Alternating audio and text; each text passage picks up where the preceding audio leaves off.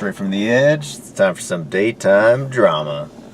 Over on Y&R, Nikki's starting to get a little worried about Victor, wondering where he might be, considering Victoria had seen him in Vegas and supposed to be in Dubai and different places. So she ended up having Paul stop by after she'd gotten out, and you know, he's trying to butter up to her after having caused her family so much trauma, and I mean, she's playing it off pretty good, like, alright, we've been friends forever. I mean, I guess bygones be bygones, but still, it's just too harsh.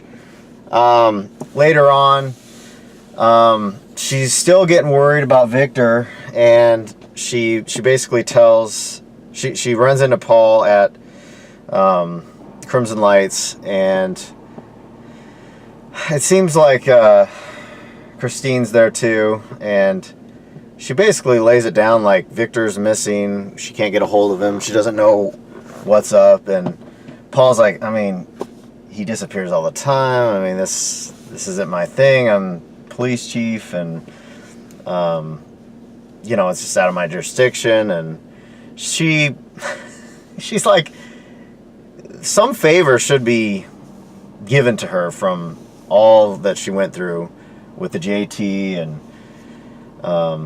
just everything to do with that. So, but Paul just kind of blows her off, and you know, they've been friends forever, so it really should have been something he considered. So her next alternative basically was to ask Rey whether or not he would be willing to go do some PI work and try to track down Victor. And he, you know, he said he'd give it some thought. So anyway, yeah, it was kind of disappointing with Paul. Just, yeah, it just shows the kind of direction that they've chosen to go with the law enforcement aspect of things.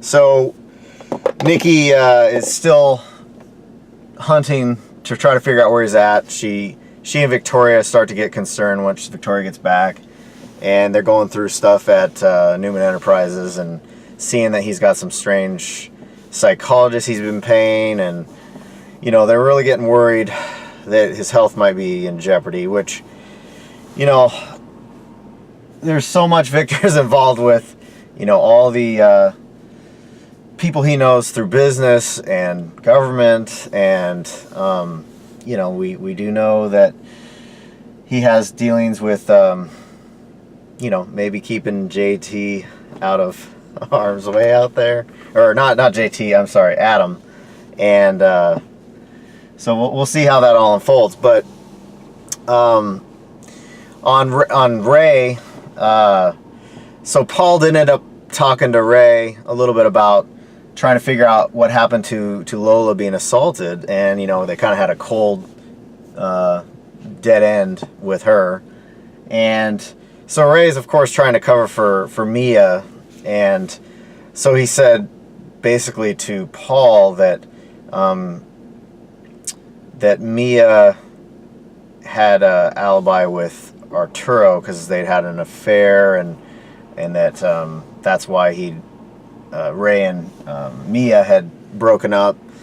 And so Paul had kind of set this whole thing up to try to test Rey, and so, you know, watching it all unfold was quite like, he didn't explicitly say it until later to, I think it was to Kristine, and so Rey, even so, he knew that Paul was also testing him and trying to see if he'd you know, follow the law and whatnot. So he did tell Mia about this, and that you need to have Arturo be your alibi. And so of course she's trying to hunt him down, and she ends up at the new club that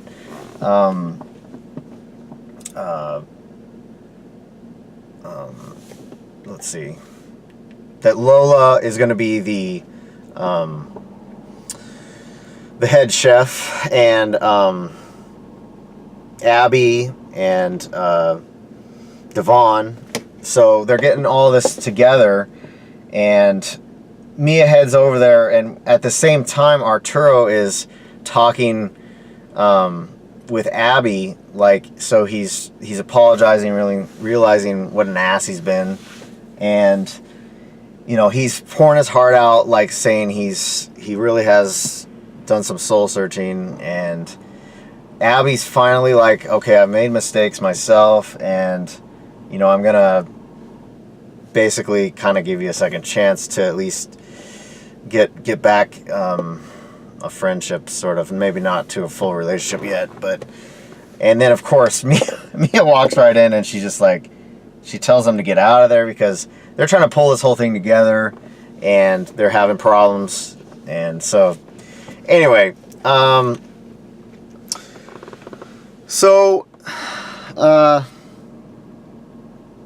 is kind of explaining to Summer what happened with her mother. So Phyllis basically was blackmailing Jack into letting her back in to, you know, take away Fenmore's with, you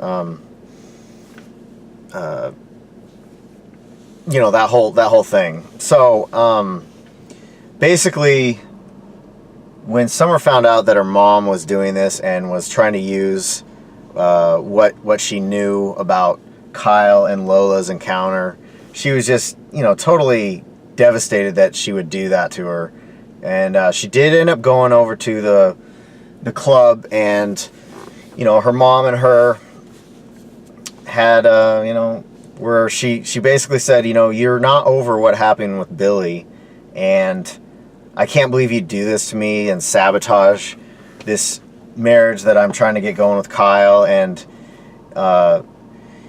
Phyllis was a little bit taken aback from it because, you know, consciously she's not really holding anything against her daughter, but Summer basically said, you know, you basically may not be thinking about it, it's subconscious, but you're angry still about what happened with Billy, and you know, you're taking it out on me. And she said Summer basically told her that she feels horrible about what she did, and she tried to apologize for it, and she feels that it was somewhat unforgivable what she'd done, and she's just bawling. And so of course Phyllis was trying to say, you're forgiven, you know, for this, and she, you know, she was angry at Billy more. And so Phyllis ended up going over to you know, banging on the door at Victoria's, and Billy's about ready to propose. I think he actually had proposed to Victoria at that point, or yeah, he had proposed, given her the ring, and she didn't know what to say.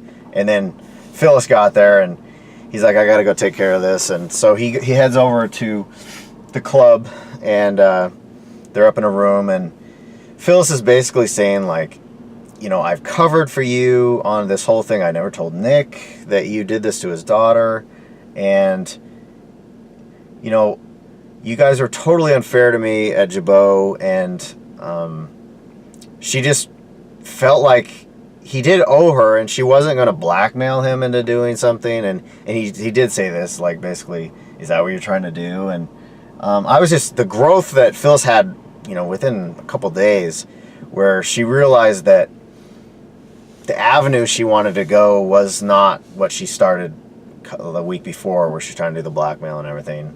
And Billy did feel like, you know, he did owe them something for having done that out of, you know, a vindictive sort of thing when he had slept with Summer. And so really good moments there.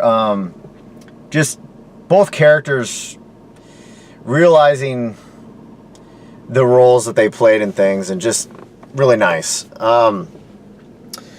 So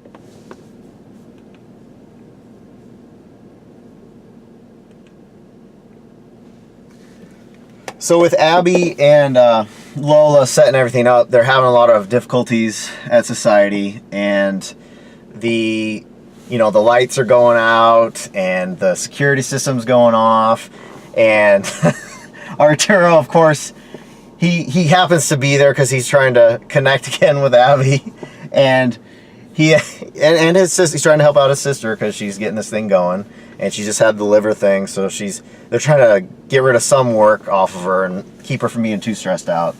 And so he as a contractor, he's able to work with the guy on the security system, exchange some stuff at another site and get it going so that they can get this by the end of the night.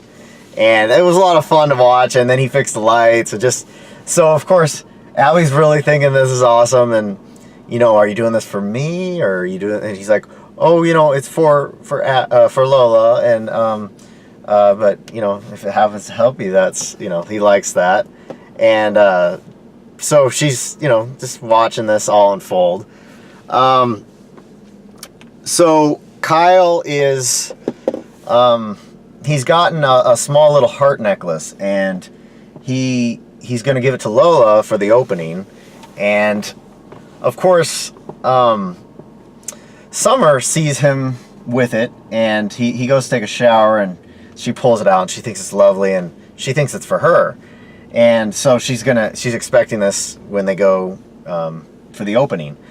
And so she had a gift for Lola. It was a knife, which really it seemed like a very odd gift. Even later, the more explanation. But basically, they go over early to see if they can help out, and she gives her the knife, and Lola's like, well, thank you, but you're not really supposed to give a knife as a gift, and especially since they had some rivalry. And so Lola said that there's a tradition to give a money back or whatever for a token, and so they tried to play out that tradition so that it wasn't like their enemies. And of course, later Kyle does end up giving the necklace to Lola, and he's all happy. He's in love with both women, so he's tangled up. And Summer realizes it later when she gives the knife that it's hanging off of Lola's neck, and she's thinking that it was for her, and so she's jealous, but she's like, what the heck's going on? They continue back to the party. Later on, Kyle ends up finding Lola again and kisses her, and then they separate, and of course, out of nowhere, Nick comes up and just grabs him, and he's like, I thought you said you were going to respect my daughter and not leave her high and dry and treat her so badly, and you're exactly what I thought you were. And it was just this nice macho protection of his daughter. And of course Summer comes around the corner, and she's like, Dad, stop, what are you doing? And basically he tells her what happened, and she says, this is between me and Kyle, you need to stay out of it. And Nick was saying, you need to get this annulled and all this, and she's like, stay out of it, this is my marriage. And they end up going back home later, and she starts to break down from this because she thought that at least Kyle would give it a little bit of a go, and hold his feelings for Lola a little bit. And she's really hurt, and she's realized it's starting to dawn on her. She's given half her liver away, and she's poured her heart out to this guy, and she really does love him, but she can't really be second fiddle to her. And he walks out after Lola. He says basically they need to have a divorce or annulment or whatever. And I really don't think this is the right move to go for all three of them. And at the same time, Lola is talking with, it seems like, Tessa, and she basically is telling her all of this stuff, and through that, she's realizing that maybe she was the one that should have been dumped, or maybe he was going to dump her, and that really maybe this isn't the best way to go to have them break up for all three of them going forward, based off however they land together. So we'll see how that all unfolds. But the party, you know, it's got a lot of moving parts going on. Nice to see that they planned this all out. You have a little bit of rivalry going on between Jack and Ashley. So Ashley's putting out some coasters all over in the bar, and it's for her company that she's naming after Abbott, something Abbott Express or something to that extent. And so Jack, of course, hijacks the television later when they're having the singing, and so we'll get to that in a second. But basically, they're using this event and being just totally self-serving, and just, I mean, they're having fun with each other, but it's at the expense of, you know, Abby and Devon, and it's just not really respectful. And even to Lola, it's just, they should have not done this, but it was fun to watch either way. So you also have Kane and Lily. Basically, Kane, you know, has been rejected by Lily after having kissed Victoria, and she's just like, I've had enough of this. We just keep hurting each other. And Lily is coming off, you know, a huge thing where she has been responsible for the death of Hillary, and you know, she's gotten this year in prison, and I think it ended up being about 9 months or something. But she's still not going to be over what her part was in all this, and she's wanting to punish herself even more than having gone to prison, and she's using that as an excuse, the Victoria kiss, to punish herself more, and not necessarily punish Kane. But Kane is realizing, you know, think of all the years that they've been together and how much, yeah, they've had issues, but they are connected in a much higher level than most couples, you know, are. And he's got willing to fight for her, and he's not signing the divorce papers.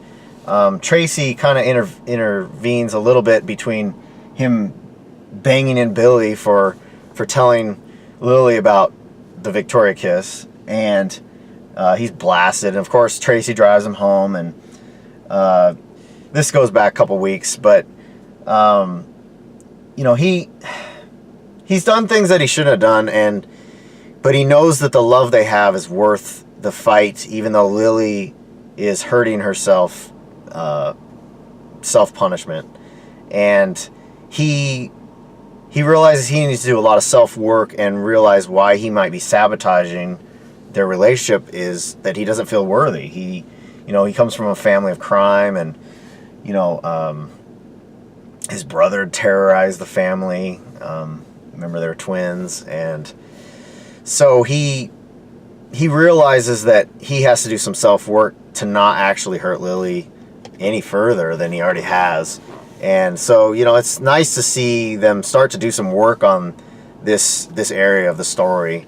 And Lily is feeling horrible about Hillary, and Devon has been so graceful in handling the fact that his wife is gone, and he didn't want to lose his sister, but she's taken this punishment. And yeah, so just a ton of stuff, very emotional. So the other thing going on right now is Devon, you know, he's made a lot of good headway with Anna and building the label, and, you know, she had this secret going on where she was squirreling money away to help her father, which Devon didn't know. So it ended up being that the father was Jett Slade, which in the world is a huge R&B singer, and just somebody that Devon had looked up to as a kid, as someone to emulate. And so he ends up tracking down Anna at a hotel, and so Jett was there, and his niece, who was his nurse, Elena, was there. And so basically they're like, what are you doing here? And so he realized this whole situation. This goes back about 3 weeks, but he basically invited, through the course of a couple days, them to move in at his pad. And so they accepted, somewhat reservation, but he's saying, look at all the loss people have, and you guys found each other, and, so Jett has nodes on his throat, and he hasn't been able to sing, and he's been obviously out of work, and he's saying, he's going to get the best, Devon's going to get the best medical to try to help him get the nodes taken care of and the healing. And so they do all move in there. So you got Anna is already living there. You got Jett and then Elena. And so they're all kind of getting cozy, and he's been alone since Hillary and Shauna had left later. And so he's needing some connection, and there's some stuff, of course, with Elena. Brittany Sarpy had come over she was Valerie over on GH, and so of course when she moved into this character, the way Devon and her were looking at each other, you knew that there was chemistry, just boom. And so she's a doctor, and she's trying to pay off her loans, but she's instead chose to nurse her uncle back to health.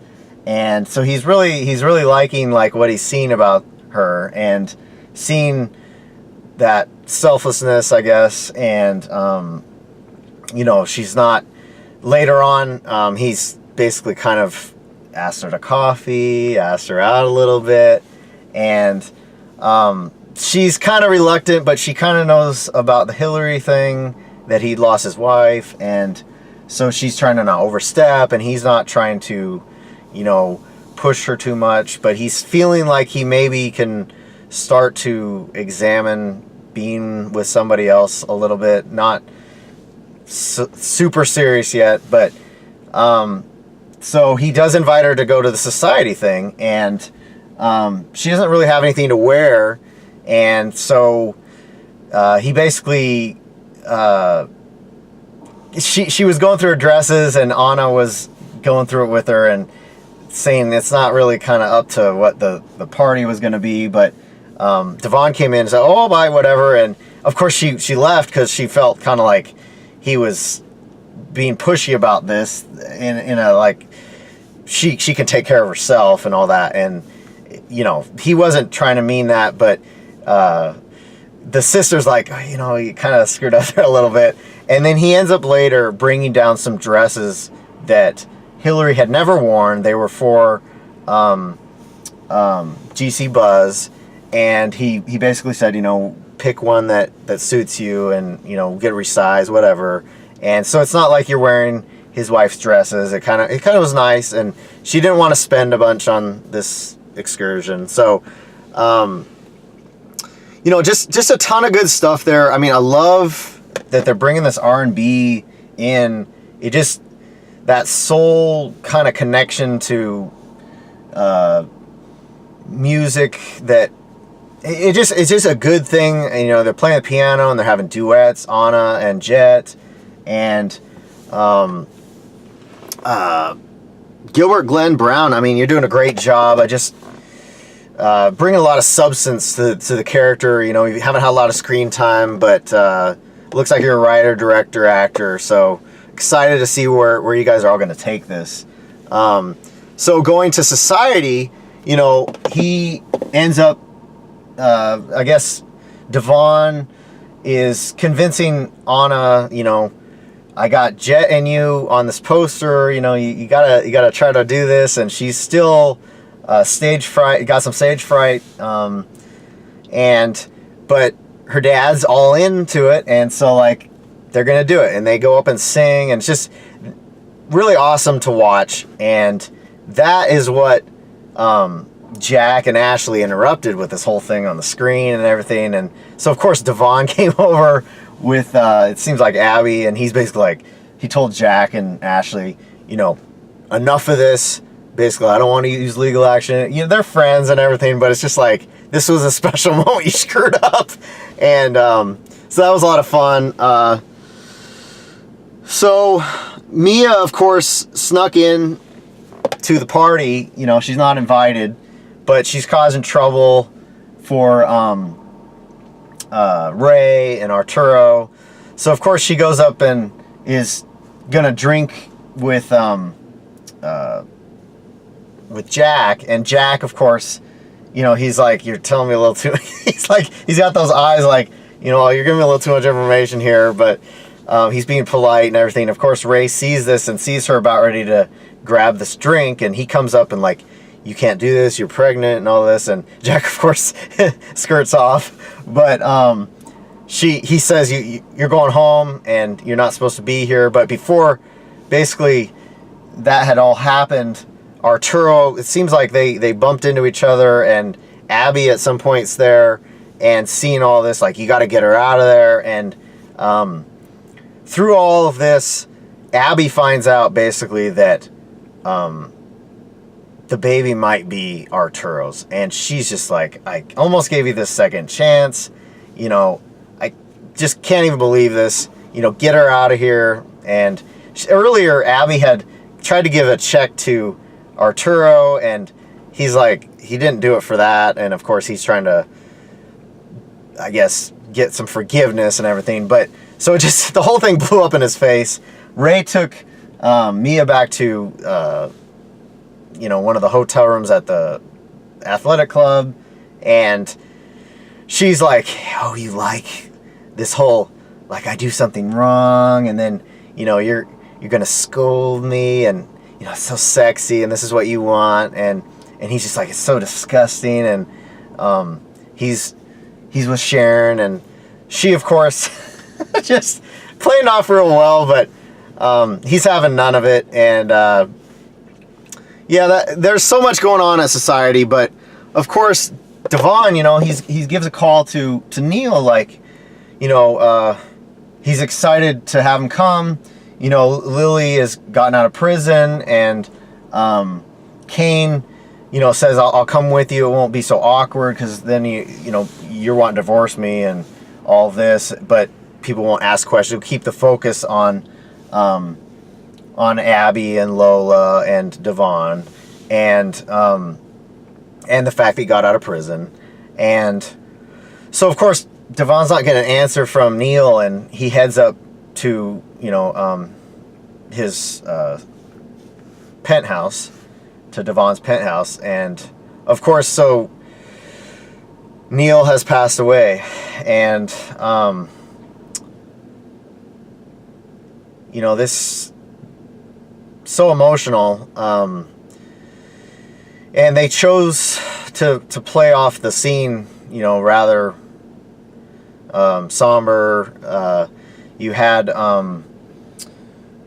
Tessa singing, but the characters are interacting. Devon went down back to society and let his family know one at a time that Neil was gone. And you could even see the lips somewhat saying it.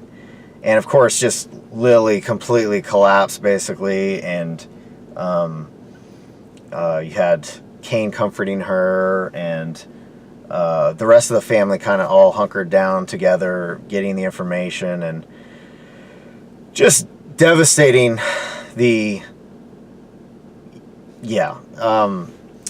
So following that, it seems like Jack, he let different people know, like Ashley, and it seems like Tracy too. And then Jack did a nice courtesy with Victor. He called, and of course Victor just showed up in town, and he, of course, had not really given a good explanation why he was back to Victoria and Billy, but he ended up running into Nikki at the Newman Enterprises, and they're having a discussion, and she's like trying to figure out like, where have you been? And they get the call, and of course Victor picks up, and he's telling him, you know, I don't have time for whatever you got going on, and Jack's like, no, this is serious, and he delivers the news to him that Neil's gone, and you know, Peter just had the emotional part, considering Kristoff's gone. It's just, yeah. Of course, Nikki realizes something's wrong, and she tells, or Victor tells Nikki, and you know, these actors have worked together for, I think, 30 years, as far as the three of them. Let's see, Peter, Eric, Melody, and Kristoff. You know, that's 30 years they were with Kristoff, and you know, you're together with somebody as much as you are with family, and I don't think people realize how connected you would be, and to have to act that out, it's very hard to watch, knowing what the actual person is going through, and then trying to act it out for the fictional character. But if you've seen anything, you know, I saw Eric right after it had happened a couple months ago, and you know, it's like a family member that you know, it's devastating. And so going forward the next day, you know, the characters were letting each other know what happened, and they ended up chalking it up to a stroke in the show, and just one of these things where you can't predict. And so Lily is really beating herself up because she feels like she put a lot of stress on her father, and he had moved towards the prison to be close to her, to give her comfort. And then, you know, basically she gets out of prison, they're going to head back, and she feels like she was pushing hard to get him back for the society thing. And so she's beating herself up like she's killed Hillary, she's killed her father now, and this ends up being at the memorial celebration part. But well, it might not have been, it might have been earlier than that. It seems like it was just, you know, the main Winters, Hamilton, and yeah, that family part there. But yeah, so she's beating herself up, you know, more so, knowing all of this turmoil. And we're talking the characters, but you're also obviously devastated in reality. So of course Devon he's feeling like he didn't do enough either, and he's beating himself up because he put all this stress on Lily the year before over Hillary, and so he's feeling he put stress on Neil because of that. And so they're both trying to take punishment from this, and just devastating. And then it seems like at the funeral service, so you did have Shamar Moore do a guest appearance, obviously very close with Kristoff, and this goes back, I think, at least 25 plus years. And the history there is just, there's nothing to even replicate this in real, real terms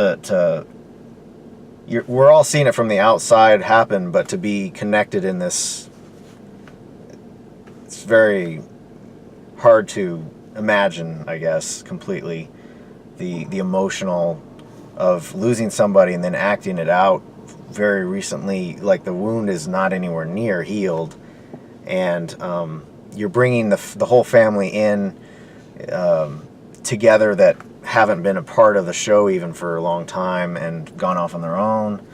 And you know, as Shamar Moore as Malcolm, he, you know, did a great job getting up there speaking to his brother, the character, and, you know, his friend in real life. And the double meanings, just, you know, rewatching it maybe to see, I mean, it's hard just to even watch it the first time, knowing everything for these people that they've gone through. And Eric did an amazing job. I don't know how anyone could do all this, but did a great job. And just a testament to who Kristoff was. And we don't know, other than what we see from a distance, and extrapolate who he was from the way people react to the character and in real life. Christelle, she, you know, he was a father figure in her life as well, and as a character, and the double emotional part there was she did a great job herself. Melody, I mean, you showed so much, vulnerability there, and I don't know how you guys do it all, but big kudos to all of you. And just trying to go through some of the names of, you know, Peter, great job up there as well. Showed that other side to the character that you know, the brother in arms sort of thing, where somebody's hurt through self, you know, where they're drinking or whatnot, and you're lending a hand to somebody to try to pull them back out, and or give them hard love. And, you know, it was great that they let you show that side to Neil or Kristoff, I guess. And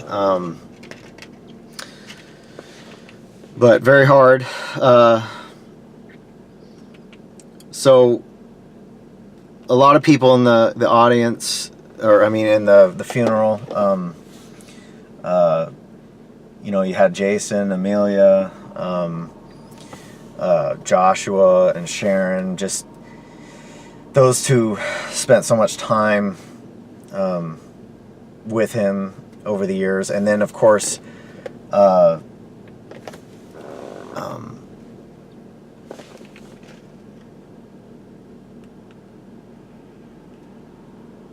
Heather Tom over on Bold. You and Joshua, you know, you were pretty young, 25 years ago, and Kristoff was kind of in a position of showing you the ropes at Newman and everything, and you know, it's got to be very emotional. And you know, we had Jess and Kate out there, and Christian and Tracy, and of course Beth and Eileen and Laura Lee and Melissa, and you had Gina out there. And I know Michelle Stafford, you know, she would have been there too, if she was in the character, which she's going to be shortly. And it was kind of nice to see Gina interact with Shamar, because so when Michelle was on the show, she would have interacted a lot more with Shamar, and so they were trying to show that connection a little bit, even though I don't think Gina and Shamar have actually interacted on set together. But it was nice to pay a little homage to Malcolm and Phyllis, interacting. I like that. And she did say, basically, like, don't wait so long to come back again. And I think for Shamar, getting to go off and do your own career and everything, the fact that you could come back for this, and she's saying to the character, come back every once in a while, and I think that's kind of what everyone wants to see, is maybe just pop in every once in a while. And the loss of Kristoff, I think, shows how much a family you guys are, that you guys know. But we all can kind of see in that a little bit.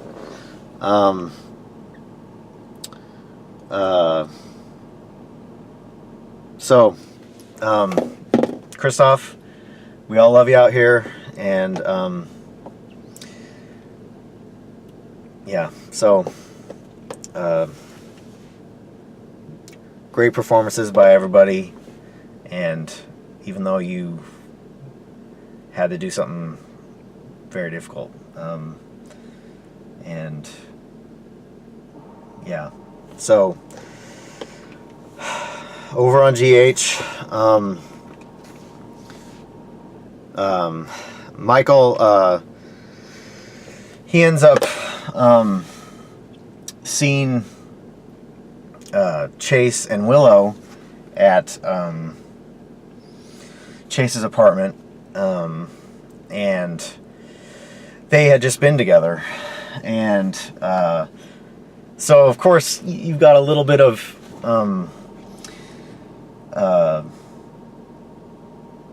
issue, or not issue, but love triangle going on, where Michael kind of was seeing what Willow was all about when Chase was also, and he kind of had backed off. Michael had backed off, realizing Chase was with Willow, but he was coming over to talk about his sister Kristina, and he didn't think Willow would be there, and they were kind of half dressed, but he said, well, I'll come back, but Chase like, no, and Willow's like, no, and they're kind of giving him more information on this whole blackmail thing, and the pledge. And so he does take this information, Michael takes this information to Sonny and Jason, and he's telling his dad, he's like, this blackmail, we have no idea what it is, and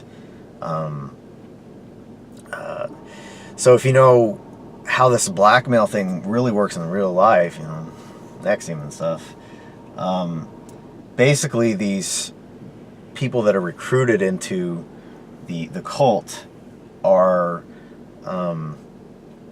they give up blackmail so that they have power over them, but in turn, when somebody is part of these cults, they go out and actually find blackmail on people that they want to control. So the cult maybe isn't recruiting somebody to be in the cult, but they want blackmail on that other person to be able to control them when they need to. So this could be judges, this could be police, this could be anyone in institutions of government or corporations. And so let's just say the girl, so Kristina, if she, well, we're talking in the real world, somebody like that would go out and maybe find blackmail on somebody or entrap somebody and then get blackmail on them so that they can be controlled. And then obviously this is why blackmail is such a problem in real life, and GH is just hitting it, right on.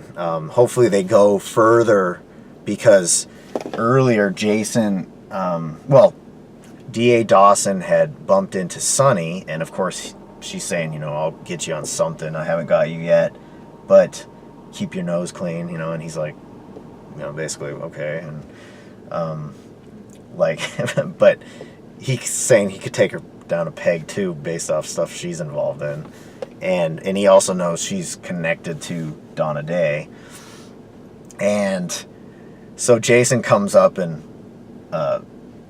she's basically saying she wants to get him too and keep your nose clean because Shiloh basically let you go, and I could get you at any time, and on something if you do something further.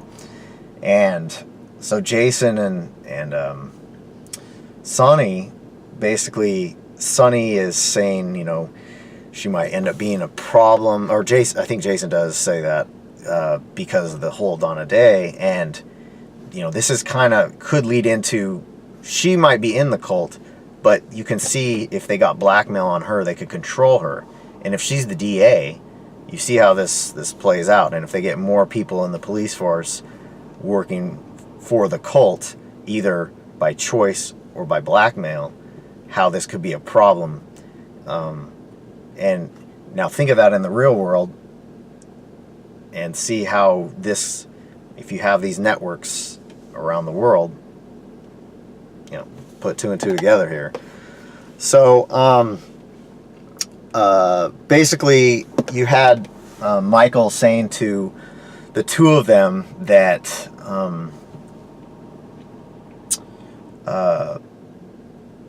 you know, they need to get Kristina out, and that they need to figure out the blackmail, because they already have Kristina out. Jason had rescued her, kidnapped her, and they were getting ready to do their intervention later, and of course Sonny's worried about his, you know, alleged criminal activity and what she might have said, and it doesn't seem like Kristina actually did do that. She used something else in her past, but could be slightly connected to Sonny.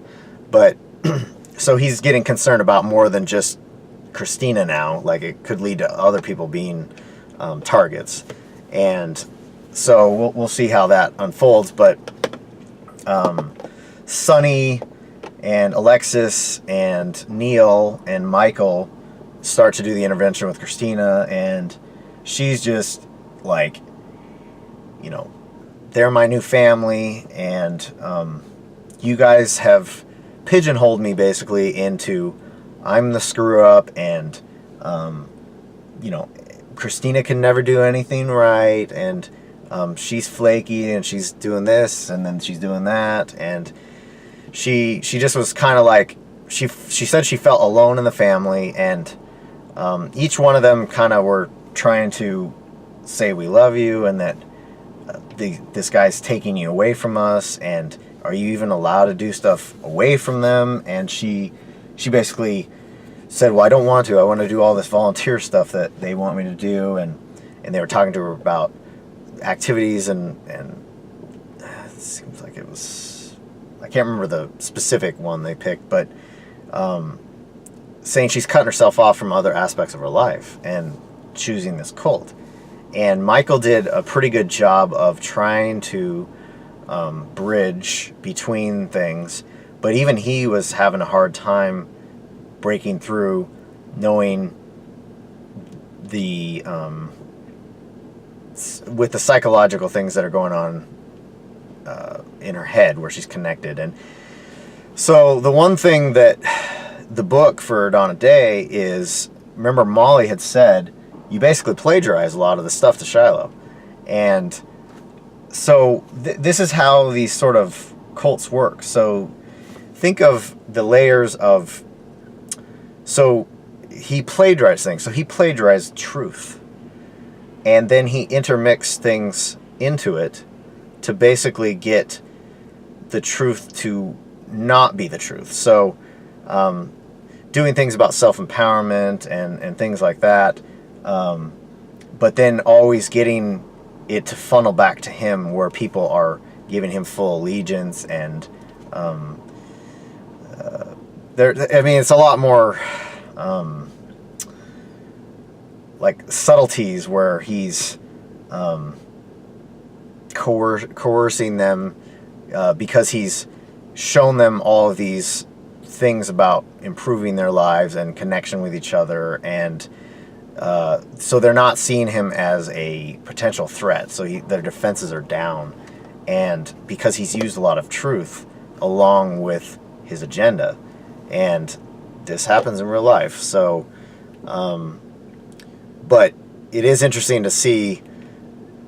So when she's talking to her parents, she is saying truthful things about herself and her connection to them, and feeling alone and all of that. But of course, the writers wrote it so that Alexis and Sonny, we just don't understand the language that you're using, and she's saying it in the simplest terms. But of course, Neil says, well, reword it so that they understand it in simpleton terms. But so yeah, it is when people fall into these cults, they're not seeing all of the pitfalls that they're disconnecting to other people, and that would be the difference between you being in a cult. So a cult is cutting you off from everything else, but if you were actually seeking truth and things that were real, that would not conflict with you being connected to your family. So they were trying to get through that to her about the difference, and she's not seeing that at this point, and it's going to take some time. So of course Alexis drops her phone, and it was because it rang, and then she's trying to shut it off, and Kristina's saying, see, that's just like you never pay attention, you're always distracted and everything. And Alexis dropped it under the couch, and of course they all walked out. Well, of course Kristina went and grabbed the phone, and she called Valerie right away. And I think I might be skipping ahead a little bit, but I guess I can go into it. So basically, well, I'll come back to it in a little bit. So another thing going on, Michael goes to Volanino's to work out after having it seems like after what had happened with Kristina and a couple other things. And he runs into Sasha. So Sasha is, kickboxing, and he's trying to spot her a little bit, and he and her, it seems like he spars a little bit and then she spars a little bit, but they're doing some it seems like stretching or something, and he's helping her out with massage or something. And he was saying, like, what happened the other night, like, basically you said you liked me and then you just skedaddled.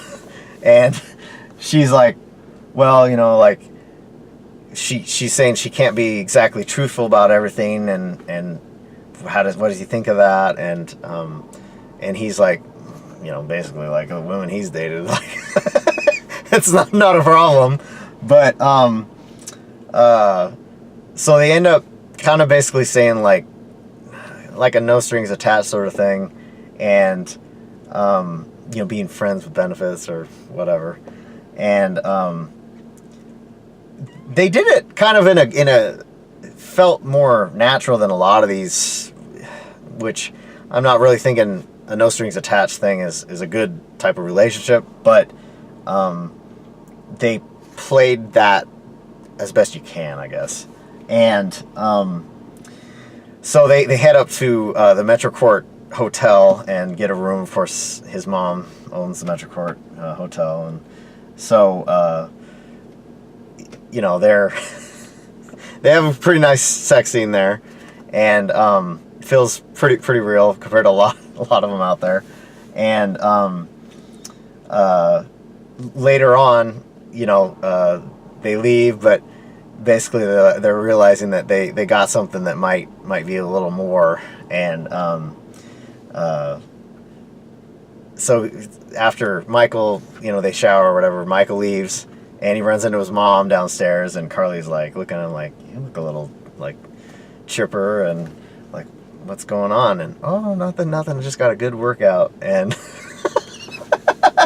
so a little bit later, Sasha comes down to pick up a meal or something, and I think Michael had said she could keep the room a little longer, But anyway, so Carly sees Sasha, and she's all flush, and she realizes that she was working out too, and so she's kind of connecting the dots a little bit there. But a lot of fun going forward to see that, and of course, skipping just a little bit ahead, following that thought,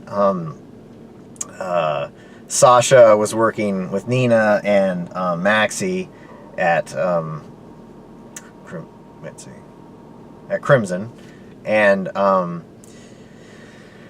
she kind of falls asleep, and she's sick, and so of course Nina's like, "Oh no, you got to head down to GH," and she takes her, and she's sick with some flu or something. I don't know, whatever, something silly.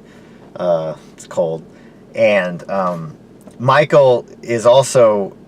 It seems like somebody tells him to go to the hospital too. Might have been his mom, but so he heads there, not knowing about Sasha, and so he sees her, and like, "Oh, I'm sick too," and she said, "I'll get you sick," and he's like, "I'm already sick," and it might have been me that got you sick, and they're like smiling, and just fun to watch.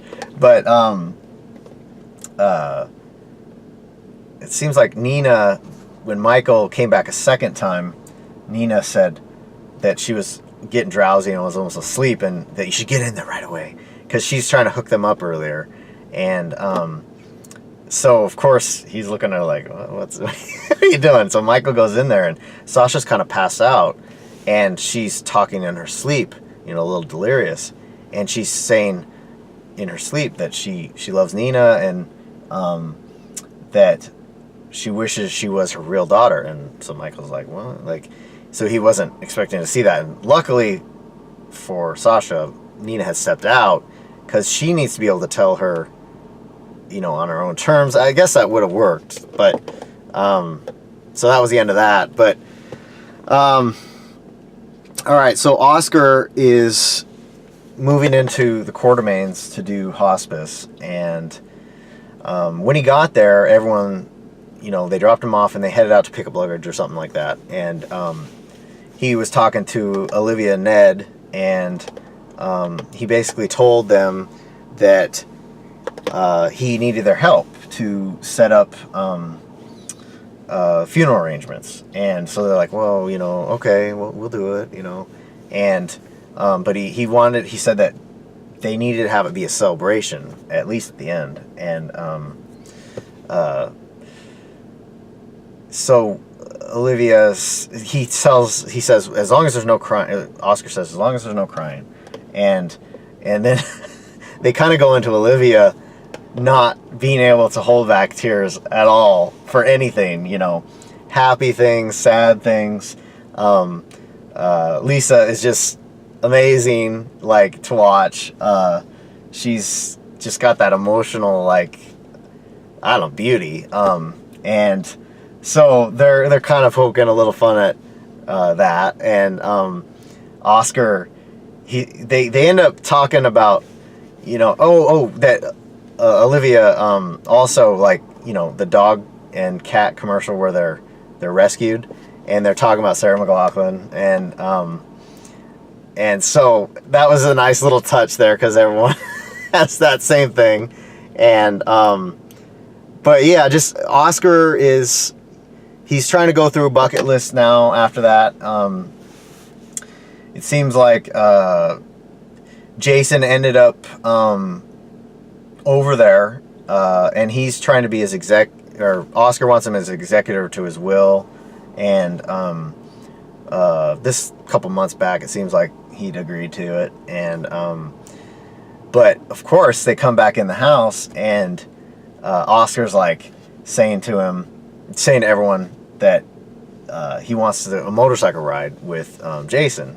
And Jason's like, well, as long as it's all right with everyone else. So of course most of the room is all women, mothers and grandmother, and they're not physical danger. They don't want him in, because he could fall off, right? So he could have a seizure and fall off the bike, and it just doesn't seem worth it to them. They have so little time with him, and then have another problem. They're like, no, and then basically Oscar asks his dad Drew, like, what do you think? And Drew's like, I think it's a great idea. And basically he's telling his son that he should do these things like while he's around, and they're not going to go to Mount Kilimanjaro, obviously, and so he should try to get some of these thrills. And just really nice Drew doing that for Jason and his son. So it seems like there's a couple other things going on in the room. You had moments or hours before, Josslyn had gone out to get something, and she'd bumped into Cameron, and she's like, where have you been? Basically like, our friend Oscar is passing away, and you need to be there. It could be any day, and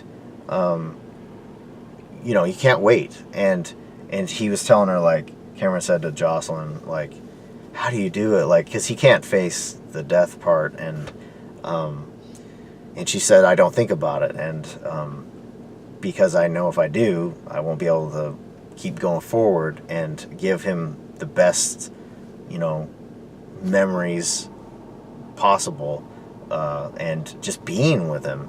And so Cameron did end up coming later, and he's, you know, making jokes with Oscar, and so he's there, Josslyn's there, Drew's there, Monica's there, let's see, Kim obviously is there, and it seems like Olivia and so Kim also had I'm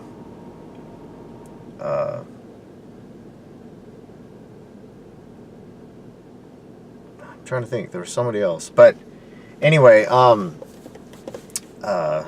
Julian was there.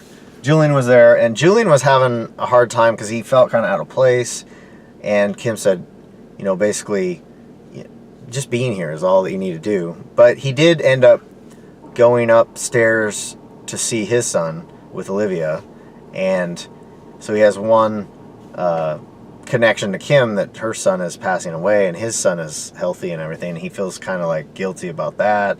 And she said, you should be happy that your son is healthy, and don't, you know, you're here. That's what matters. So yeah, just a real good stuff going on. I like that Oscar is trying to keep things light, and yeah, and he ends up later, Oscar, it seems like they were playing poker, and Oscar, it seems like Oscar won, I can't remember, but on like a bluff. And they play with real poker chips instead of peanuts that I think Cameron had brought. And but then later, Cameron and Josslyn and Oscar are outside on the deck, and he asked Josslyn to go in, and Josslyn's teasing him like, oh, need some man talk. And so Cameron is asked by Oscar to record. So basically he wants to have a message to Josslyn after he passes.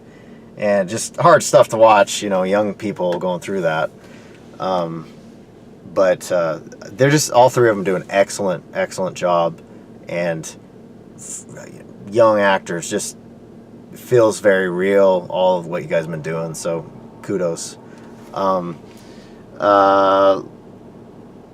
So Ava is totally devastated by Kiki being murdered by Ryan, and she and Felicia and Laura kind of realized they needed to entrap Ryan.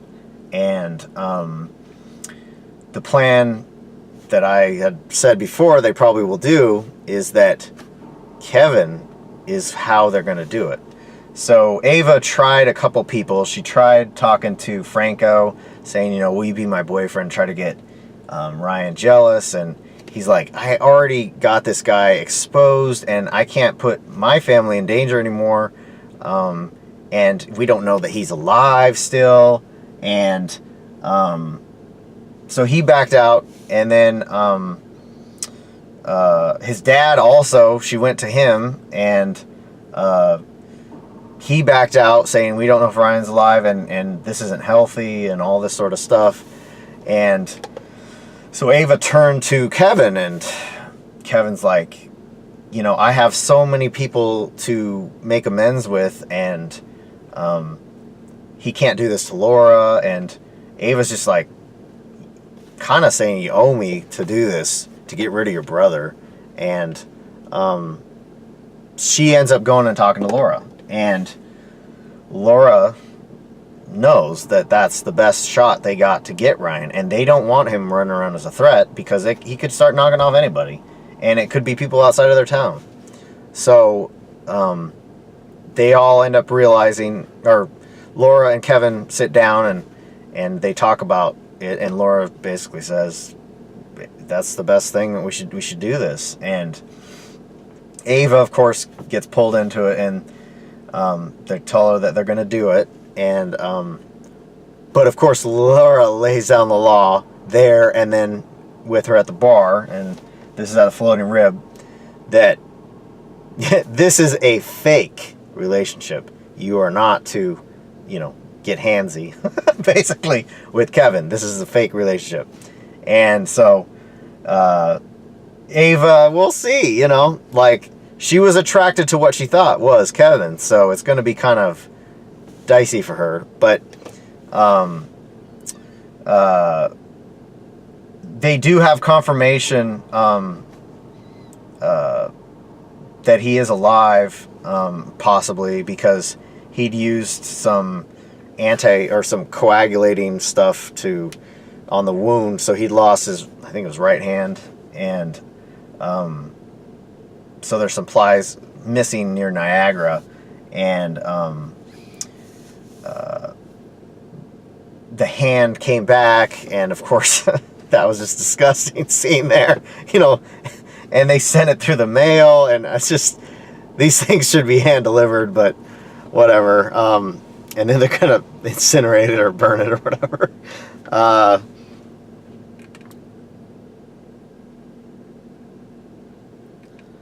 All right, so Sam, all right, we're going to get to this part. So Sam is working overtime. So Jason wanted to figure out what all these pledges, you know, the blackmail was. And Sonny was saying, you can't go in there, you know, you've already got this against you, as far as Shiloh could have pressed charges, he didn't. And you can't be caught there, and there's so many people in and out of the Dawn of Day house, you know, don't head over in there. And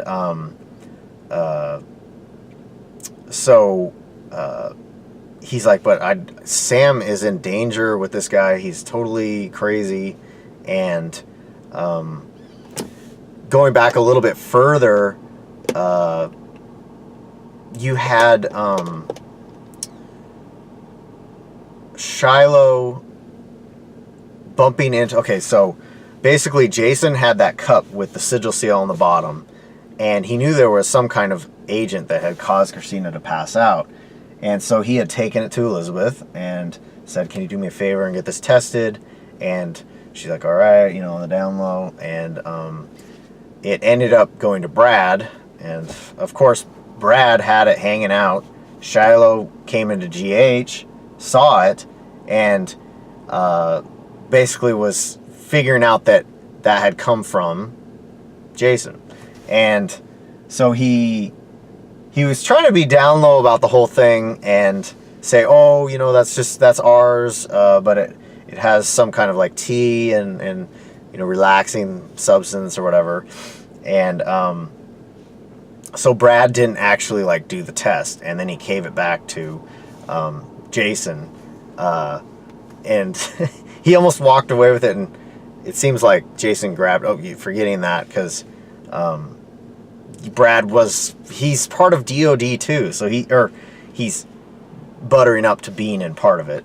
And so Shiloh, of course, tells Sam that Jason had most likely kidnapped, well, because he had the cup, he did kidnap Kristina, and like, let's figure out where she is. And so he's thinking Sam's on his side, and so she's like, crap, I gotta like play a double agent here. She ends up going to a couple different places, and she bumps into her mom, Alexis, at Charlie's, and she says, oh yeah, I talked with Kristina, and she just, it was a little overwhelming. She ran off, and she's trying to figure out what her next move is. And of course Shiloh's like, okay, and just basically drops it that Jason didn't kidnap her, but you know he doesn't probably completely believe. So going forward, of course, she's trying to break into the pledge room to find out the blackmail on all of, well, mainly Kristina and anyone else, and she can't get in there fully, but Shiloh ends up, it seems like, bumping into her downstairs, and Willow's mom is there as well, and she had more of the blackmail down there that Sam was trying to look at before she came back in the room. And Shiloh and Sam were talking, and Sam's just like going full in, like she wants her sister safe, and so she's like, well, I want to be part of this trust thing. And of course Willow's mom's looking at her like, how do you know about this? And Shiloh kind of blows it off like it's no big deal, but he's like, well, I'm glad that you want to take the next step. And basically he takes his shirt off at some point to show her like, you ready to take the next step, that there's nothing between us. And it's just totally gross, creepy on so much. It's just, so of course he takes her upstairs to, you know, the room where they had do the tattoo, and she starts unbuttoning, it's just all creepiness. And she's trying to call Jason on her phone, you know, behind her, and it didn't work. But luckily Valerie had gotten, this goes back, Valerie had gotten that call from Kristina, and she was right at the door, and so she knew that she was safe somewhere, but it wasn't at dawn of day. But she does end up knocking on the door and sees, so of course Shiloh gets interrupted with Sam, and they head back downstairs, and so Sam gets saved by Valerie basically. And then Shiloh says to her later, okay, you've passed this first step, and go ahead and go. And she heads to where Jason's at, and some alley they meet at, and she's just shaking.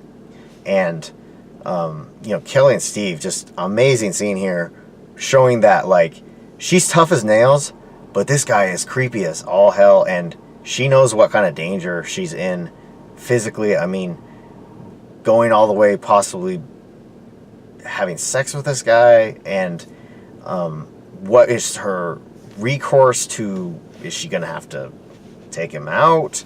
Like, and Jason just comforting her like, this, he can't even believe this gone this far, because he just wants to, he wanted to end this guy months ago.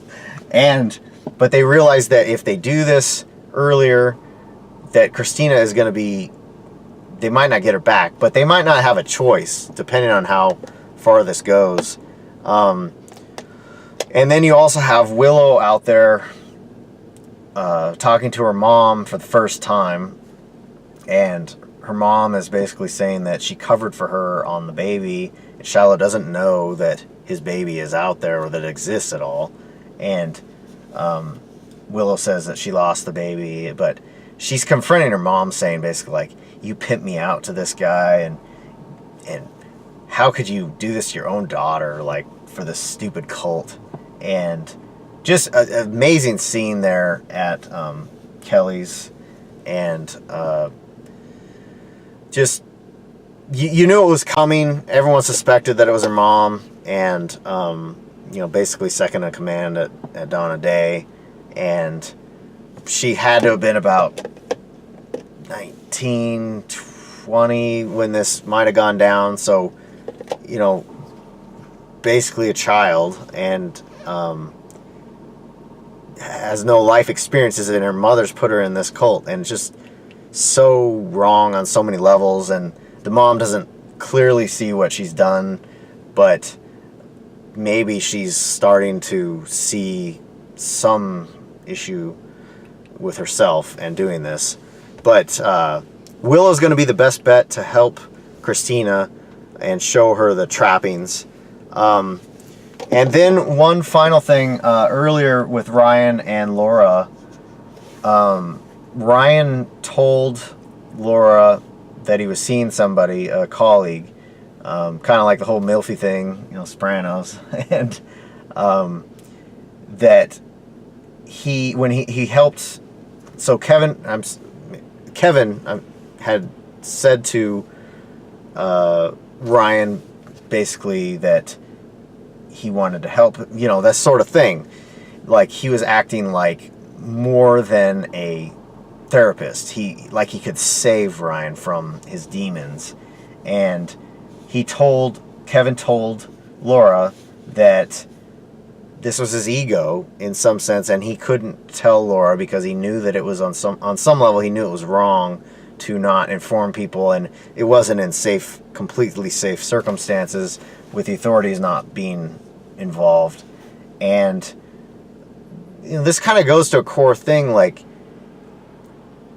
healing yourself is one thing, but trying to heal somebody else through the wrong vantage point. So he was doing it from an ego standpoint, and wanting to essentially play God in this scenario, like, I can save my brother from all of the evil thinking he has become or whatever, killing all these people, and not looking at it from Ryan has to figure that out for himself.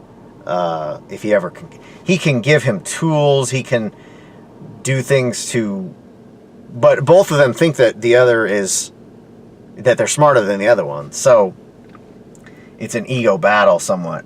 And Ryan just played right into that because he knew that Kevin was doing this whole,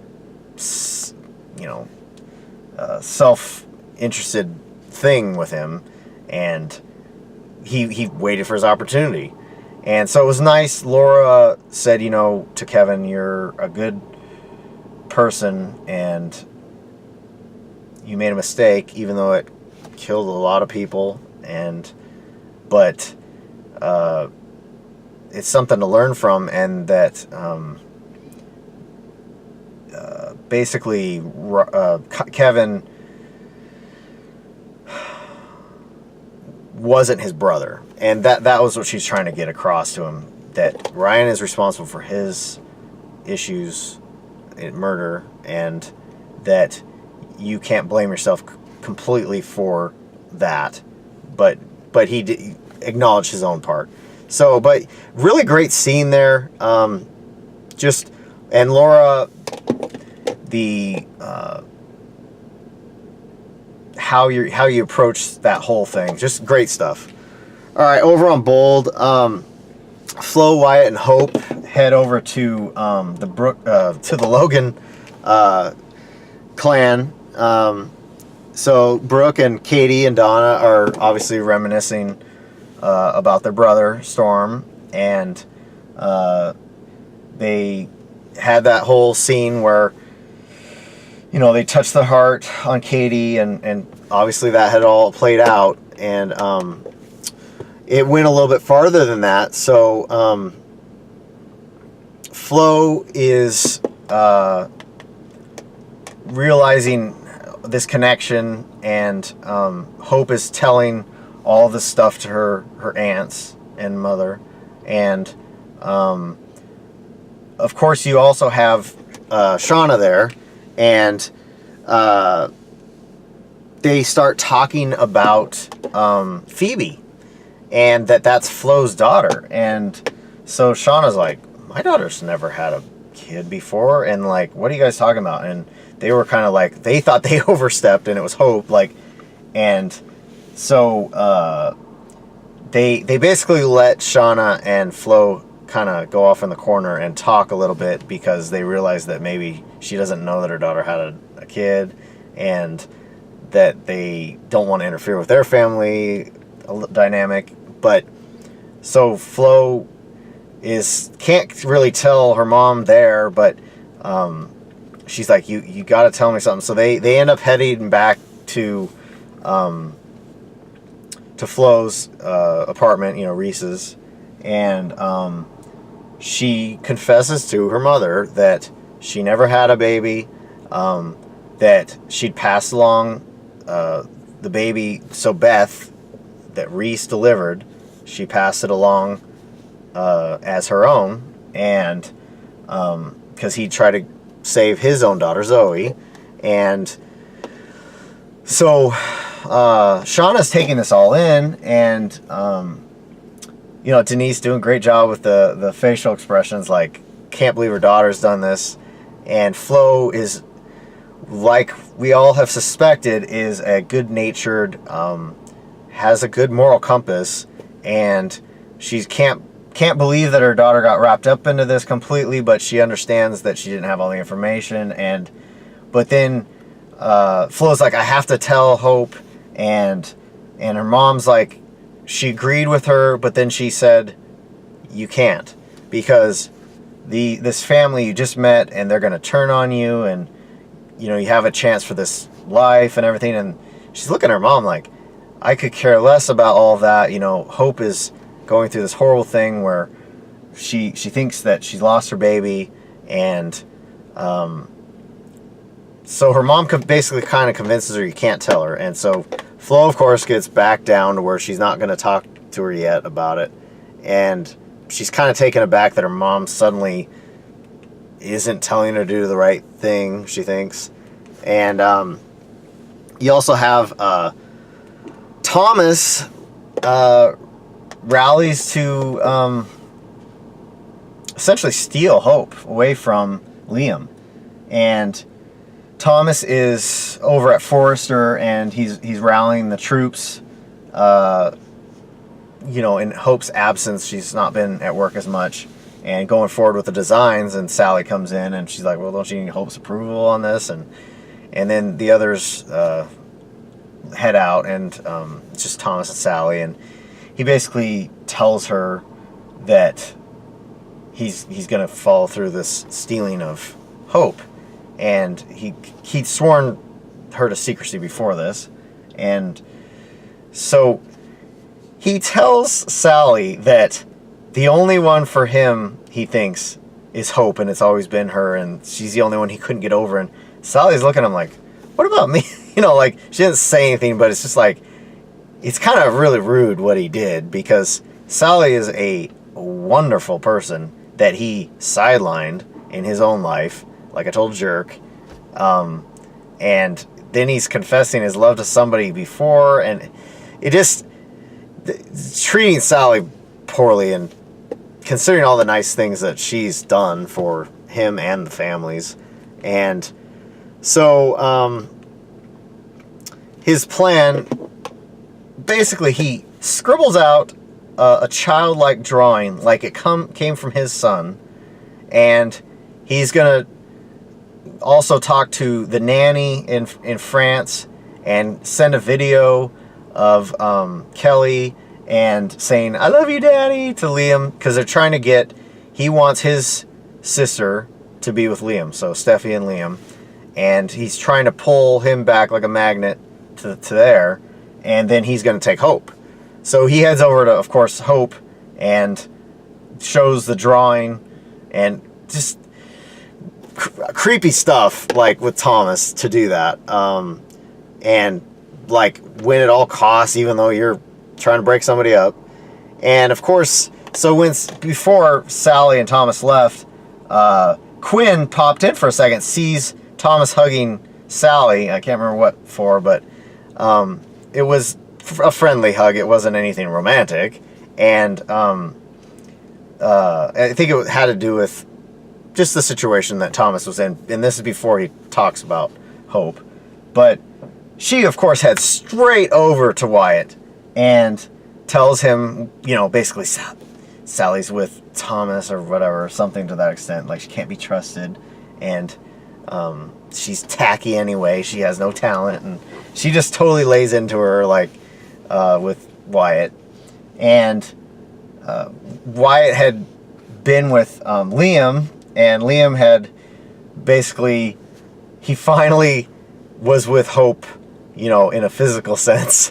And they hadn't been together for a while. And he was worried about her, like, just the intimacy, not just physical, but emotional. And that their relationship is so important that they finally were able to connect. And he's like, you interrupted the call. I can't remember how that worked out, but Wyatt had called Liam in the middle of it or at the end, and so he'd rushed up there and whatnot. But of course, Quinn headed over to Wyatt's beach house and pulled out a suitcase, packed some of Sally's stuff or whatnot, and Sally comes in like, "What the hell are you doing?" Like, Quinn's like, she's feeling all empowered, like she finally caught her in something and she can get rid of her. And Sally's like, what? This is your son's place. Like, and like, can't believe kind of that she's going so crazy. But, of course, she realizes that Quinn thinks that she can get Wyatt with Flo. And so Sally knows what's up on Quinn's like scheme. And luckily Wyatt saves the situation, comes in and tells his mom to back off, you know, like, get out of here, and you can't tell Sally what to do. And they mean a lot to each other, and they are the core of the show right now at this point. And I just really love them as a couple. So they fight, you know, we'll fight it out, I think. And but of course,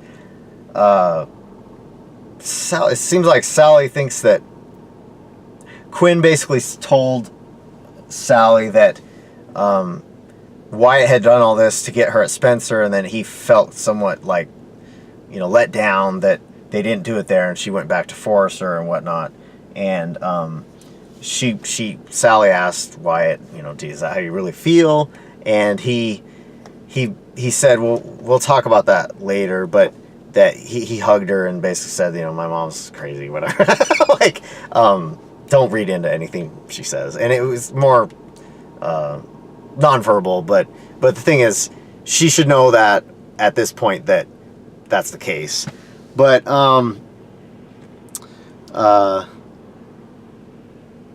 so Zoe's making her way back to town, and she learns about Hope and Flo being cousins.